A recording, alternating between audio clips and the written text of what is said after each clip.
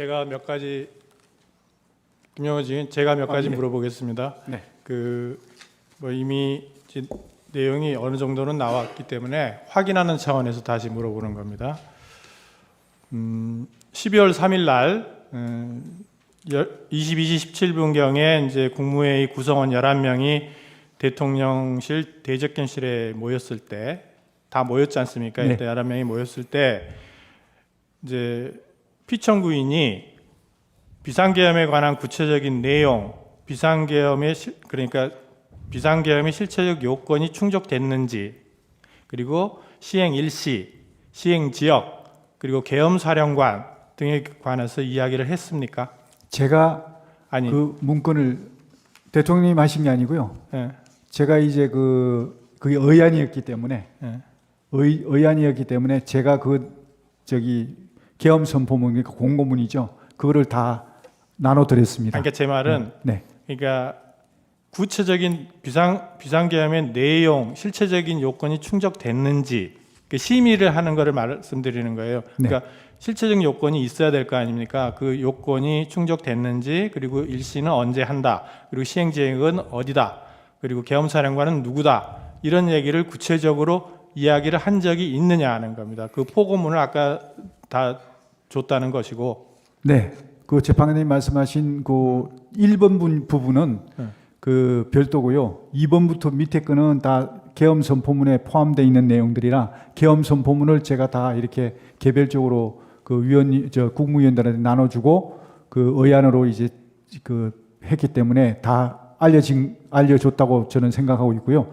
1번 충족이 됐느냐 안 됐느냐 하는 문제는 그 전에 계엄을 하기 전에 대통령님께서 계엄 선포를 하시기 전에 거기에 대한 여러 가지 그 전시 또는 사변 또는 그에 이에 준한 비상사태. 그래서 이게 지금 현재 상황이 이에 준한 국가 비상사태냐. 그리고 그 뒤에 보면 사회 질서가 심각하게 교란돼서 행정, 사법 기능이 현저히 저하될 경우라는 얘기가 있습니다. 국회도 사회지 않습니까? 그러니까 제가 여쭤보는 말씀은 피청구인 대통령이 그 당시에 그런 얘기를 현장에서 했느냐 이걸 묻고 있는 겁니다. 현장에서 11명이 모였을 때 11명 모였을 때 말씀하신 건 제가 못 들었고요. 개별적으로 이렇게 하실 때 계엄의 필요성, 당위성에 대해서는 말씀하시는 걸 들었습니다. 개별적으로는 얘기했지만 11명이 다 모였을 때 구체적으로 그런 얘기를 한 적은 없다. 그다음에 국무회의 당시에 국무위원들을 상대로 이번 비상계엄은 거대 야당에 경고하기 위한 것이다. 경종하기 위한. 경종을 울리기 위한 것이다.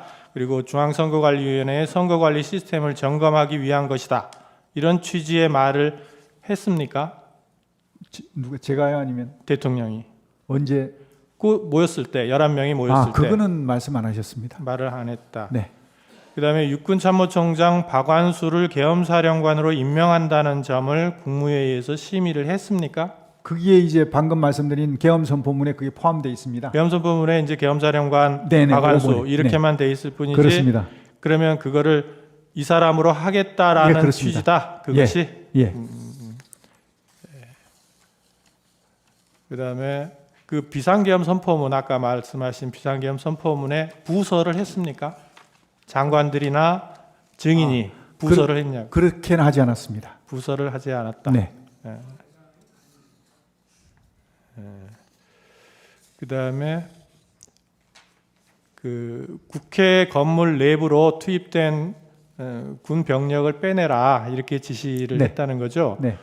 그러면 질서 유지만을 목적으로 군 병력을 동원을 했는데 질서 유지 목적으로 그러면 애초에 국회 그 본청 건물 말하는 겁니다. 본청 건물 안에 군 병력이 왜 들어갔습니까? 질서 유지를 하는데 그 안에는 어차피 의원들 들어가 있고 의원 관계자들이 들어가 있을 텐데 외부에 뭐 시민들이나 이런 사람은 들어가지는 않은 상태인데 굳이 거기를 군병력이 왜 본청에 유리창을 깨고 진입을 했습니까? 그 이제 최종적인 엔드 스테이트는 이게 상황 자체가 본청에 이런 어떤 군 병력이 이게 딱 그 본청을 확보하고 출입문에 대한 어떤 출입에 대한 이렇게 통제를 하면서 선별적으로 의원들이 들어오시는 거는 그냥 뭐 저거 없이 제재 없이 그냥 통과하시지만 나머지 불필요한 인원은 들어오지 못하도록 이렇게 딱딱 질서정연하게 그러면 이런 모습을 외부만을 본청 건물의 문에만 배치를 해놓으면 되는 거 아닌가요? 네 그렇게 하려고 그랬는데 이게 충돌이 생겨버린 겁니다. 들어갔으니까 충돌이 생긴 게 아니에요? 그러니까 이 출입문만 하면 안 되고 안에 내부에 또 인원들이 또 어떤 인원들이 불필요한 인원들이 많으면 거기에 대해서는 이제 빼내야 되니까 그런 어떤 차원에서 한 겁니다.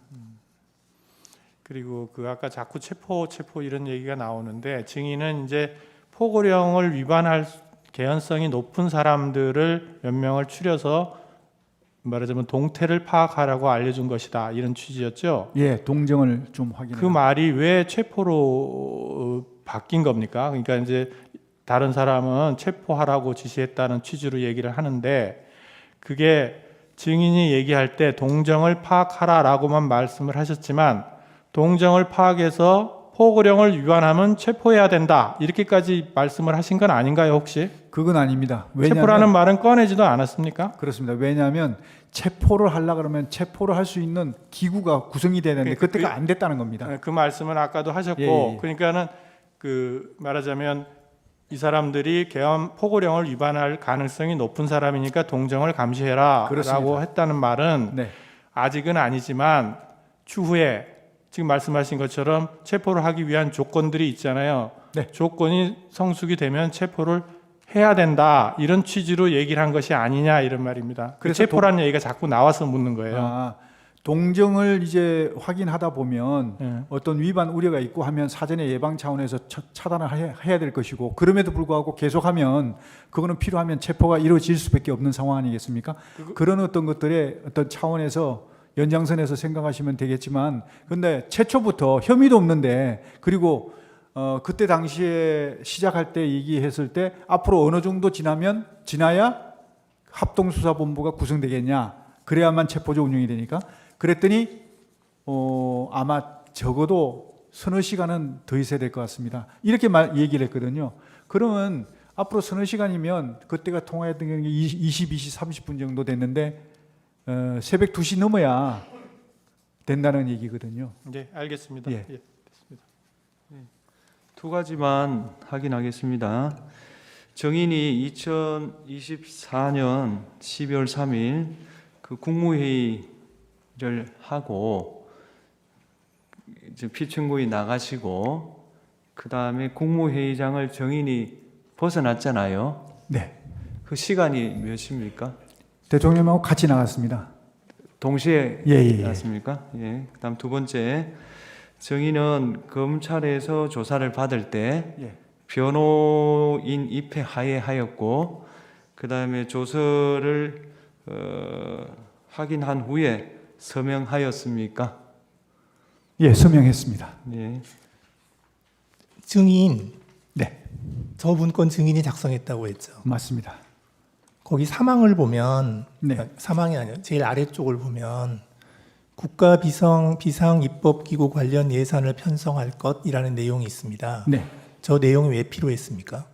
예, 요것은 아까 잠깐 제가 언급을 하긴 했는데 요걸 작성하기 전에 대통령께서 평소에 하신 말씀이 떠올랐습니다. 그게 뭐냐면 다시 한번 말씀드리면 정부 여당에서 민생 관련한 입법 법안 그리고 경제 살리기 관련 법안 이런 것들을 비롯해 가지고 한 100여 건이 거대 야당에 막혀 가지고 이게 정지가 돼 있는 상태다. 이것만이라도 제대로 좀 작동이 되면 국민들의 삶이 훨씬 더 좀 나아질 텐데 이거라도 어떻게 좀 했으면 좋겠다는 생각을 많이 말씀하셨습니다. 그러면서 나중에 기회가 되면 이런 부분들을 좀 할 수 있는 방안을 강구해 봤으면 좋겠다. 이런 말씀을 제가 몇 번 들었습니다. 그래서 그게 떠올라서 이번 기회에 그러면 이런 어떤 기재부에다가 이런 이 긴급 재정 입법권을 해서 이 입법권을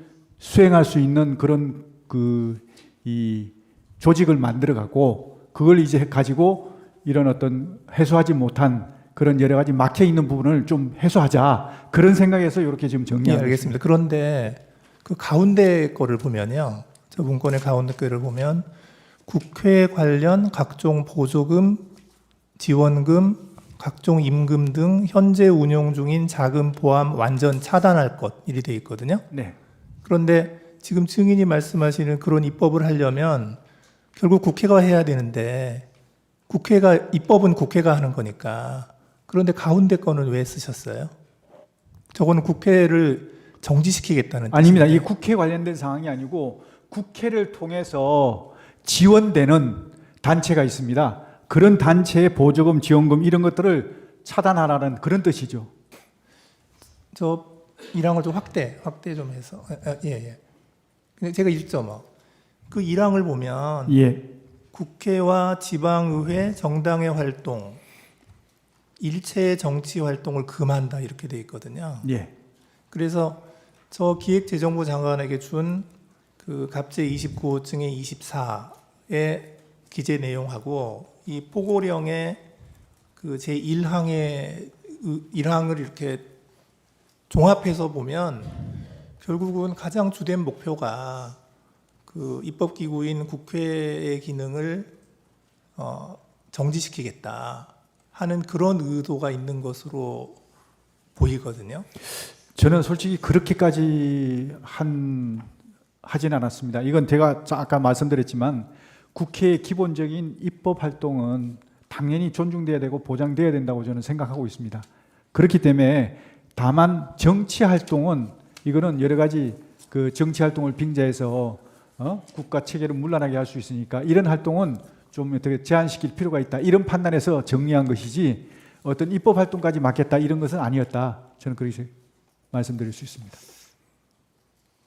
예, 그리고 그 아까 주신문에서 말씀하실 때 증인께서 국회에 병력을 투입시킨 이유가 국회 봉쇄나 침투가 아닌 국회 질서 유지였고 따라서 처음부터 국회를 봉쇄할 아무런 계획도 없었다 이렇게 말씀하셨어요. 네. 그렇게 말씀하신 거 맞죠? 네. 그런데 실제로 보면 국회의장께서도 그 출입구로 못 들어가서 담을 넘어서 들어갔고 그리고 일부 국회의원들께서는 그 차단한 병력들이 그 진출로를 열어주지 않아서 국회에 못 들어간 그런 경우도 있었거든요.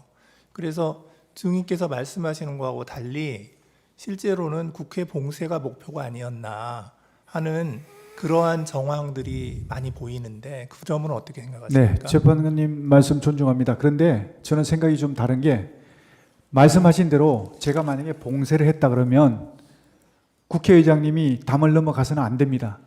담을 넘어갈 수 없어야 맞는 겁니다. 봉쇄라는 개념 자체는요, 손에 손잡고 정말 울타리를 다 에워싸서 한 사람도 들여보내지 않는 것이 봉쇄입니다. 그런데 정말 많은 사람들이 담을 넘어갔다고 그러더라고요. 그건 봉쇄가 안 됐다는 겁니다. 출입구 위주로. 출입구는 왜 막았을까요? 그러니까 출입구 위주로 이제 출입을 통제한 것이죠. 그러니까 출입 통제라는 의미가 출입을 통제한다는 의미가 출입을 완전히 전면 금지한다는 의미가 아니고 출입 통제라는 의미에는 근데 국회의원들을 막았잖아요. 국회의원들 통과를 중간에 다 시켰지 않습니까? 저는 그렇게 알고 있는데. 그게 막았다가 또 통과시켰다가 또 다시 막았죠. 그건 제가 잘 모르겠는데 저는 이제 거기서 통과를 시킨 걸로 좀 알고 있었거든요. 예, 알겠습니다. 선별적으로. 예, 이상입니다. 증인이 생각하는 이 사건 계엄의 목적은 거대 야당의 경종을 울리고 부정선거의 증거를 수집하기 위한 것 이렇게 정리하면 됩니까? 네. 이 사건 계엄의 목적이 다시 정리하겠습니다. 이 사건 계엄의 목적은 거대 야당의 경종을 울리고 부정선거의 증거를 수집하기 위한 것이다. 부정선거에 대한 증거를 수집한다는 것보다 부정선거에 대한 실체를 제대로 파악을 해서 그 부정선거에 대한 그 국민들에게 네. 이게 있었는지 없었는지 정말 있었다면 없었다면 국민 부정선거 없으니까 걱정하지 마세요라고 그러면 얘기하면 될 것이죠. 이러한 이유로 비상계엄을 선포할 수 있다고 생각을 하시는 거죠? 그러니까 이러한 목적을 위해서 비상계엄을 선포할 수 있다 이렇게 생각을 하시는 거죠. 그 비상계엄 요건은 네. 대통령님께서 판단하시는 것이기 때문에 알겠습니다. 그 요건에 대한 것은 대통령님 몫이라고 생각합니다. 그 국가 비상 입법기구 아까 말씀을 하셨는데 그 입법 권한을 실행할 기구를 아마 생각을 하신 것 같아요. 네. 예, 그게 그러면은 그 5공화국 당시에 국가보위 입법회의 하고 좀 같은 성격으로 보면 되겠습니까? 아닙니다. 그거하고는 다릅니까? 전혀 다릅니다. 이거는 아니 그럴 것 같으면 제가 국무총리나 그런 분한테 이걸 주지 왜 알겠습니다. 기재부 장관에게만 줬겠습니까? 기재부 장관에게 준 것은 기재부 장관이 할 수 있는 역할을 하라는 거거든요. 그래서 기재부 장관이 할 수 있는 게 그 역할입니다.